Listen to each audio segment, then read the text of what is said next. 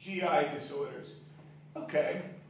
Do you remember the alarm reaction when acid goes through your gut? And now your body can really handle an awful lot of acid. But over time, it starts eating away at membranes. So you have little openings in membranes. These are called herniations. So you only think of guys having hernia down below. Well, you have herniations in your GI tract because of it. One is called a hiatal hernia. Acid will come out and spill out over that at night. That's when people have a lot of, I need Maalox moments. It's all related to GI responsiveness. When you get your profiles back, it's going to say which system seems to get most involved. And about 30% of college-age kids are GI responders. And all I'm going to tell you is, it's just signals that your body's getting that you're under a lot of stress. The more stress you have, the more alarms. You have an alarm reaction, but you also have a 10 alarm versus a 2 alarm where you never let go of. And you have acid, acid, acid. Sunday nights, I used to get sick, stomach aches. And I remember watching an old show called Ed Sullivan, so that's how old I am. You never heard of him. But that meant, why was I sick? I was sick because I didn't do my homework yet. Do you understand? School's the next day. Didn't do my homework. And stress. I was starting to panic, acid, and I would immediately, this doesn't feel good. And then I had a mom at that time who you can go to when you're sick. Mom, I don't feel good. Moms are great. If I'd said to my dad, Dad, I don't feel good, you'll live. He is like so cold. You'll live. That's all I got from him. But I'm dying. No, you'll live.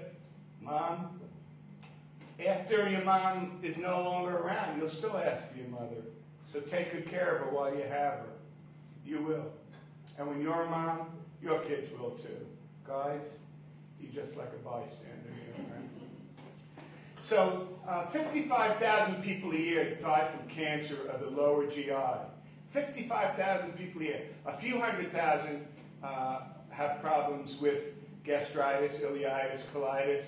These are conditions that are certainly triggered by stress. And over time, if they just are let to run free without medical intervention, without medication, without slowing down your system and the amount of acid, will result in problems. And because you never learned in school how to take care of your life, no one ever taught you how to say no. Did anyone ever teach you that? Can you say no? We can't say no to people, so what happens is you keep it inside, you hold in. And when you hold in long enough, the acid builds up until you have too much and it spills over. Two parts to the GI tract. One is the acid directly, and then in the temporal lobe of our brain, we store emotions. So when you have a lot of stress and a lot of emotions, there's a point at which you're okay, boom, you're overloaded, and these emotions spill out.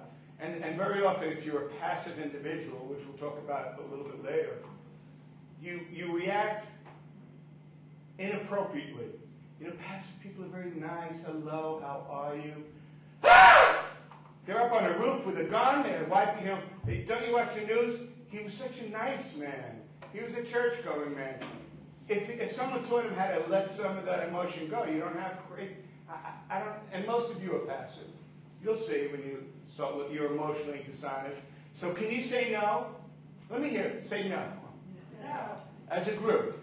No. Like an attorney. No. Okay. The next time you want to say yes, I want you to say no. It doesn't matter what anyone asks you. Just say no, and you'll see the world will still be here tomorrow. It doesn't matter what. We think if we say no, the world's going to stop. Watch. Olivia, do you like me? No. There you go. How tough was that, right? It's easy, but we're afraid to do that.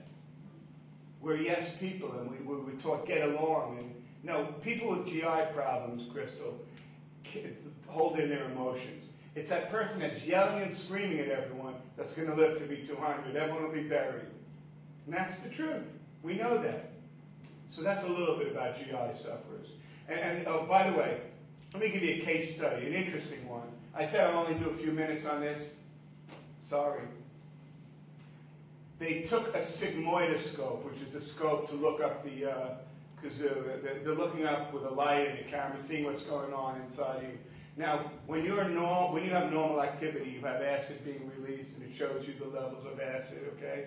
And then they used to do this to medical students. They would do anything they want to medical students because human subjects were not a big deal. Now you can't do that.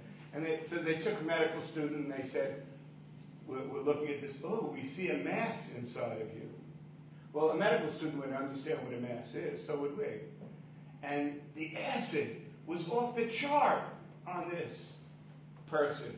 And then it dropped down and they said, we're only kidding. And then it went even higher. He was so angry. And they charted his emotions with the amount of acid. There's a direct relationship between the amount of acid that's secreted and your emotions. So that's how we get to the stress part. And I want you to know that. I don't want you to remember everything, but I remember a lot of case studies. And there's a lot of research on that.